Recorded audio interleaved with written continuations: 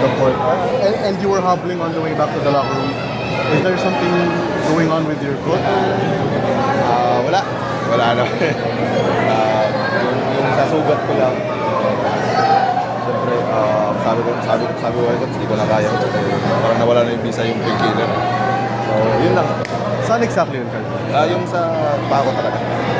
Left or right? Right. Ayun,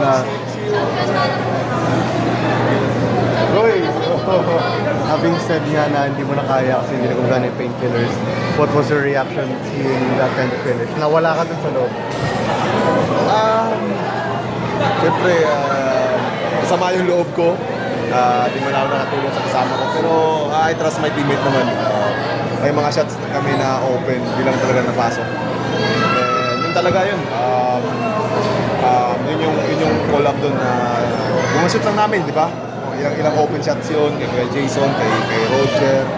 Pero ganoon talaga buhay eh. Sabi ko nga, di araw-araw Pasko, di ba? Si Roger, mainit na sa simula. Pero yun yung nangyari. Pero yeah, di pa naman tapos eh. May next game pa kami na bumawi. And sana umabot pa ng Game 7. And you've also taken up the challenge of defending RJ Barrientos. Let's talk about yung hirap nun and yung relatively success kasi medyo Oo, nalilito sa ganun. Mahirap naman talaga bantayan si RJ. Pero yun yung task na binigay ni Coach sa akin.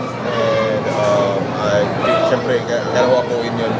And yun nga yung maganda sa team namin. Pag si Roger yung pumuputok, pwede akong dumepensa sa mga... Pero Roger, alam mo natin, defensive player si Roger. And yun yung binigay sa akin na gusto lang punan yung binigay na task ng Coach sa akin. Sigo, sorry ko na tanong natin. Kamusta yung injury mo? Yun nga, nawala yung painkiller. Masakit. Paano yan? Kamusta ka? Sana maging okay lahat. And, pray lang talaga. Yung kayang gawin ngayon, tsaka painkiller. Calvin, for ano lang, parang ano ba mismo yung injury mo and kailan mo pa siya hinihingi?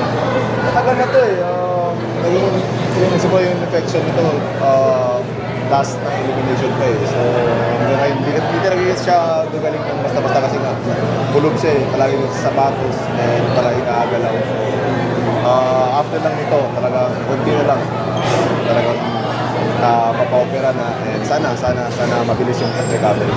Parang sabi mo nga hindi na tumatalang yung painkiller for some time now, pero kanila pinilit mo pa rin mo. Oo, wala. Gusto ko itong makatulong sa team. Hindi kaya kong i-contribute sa team.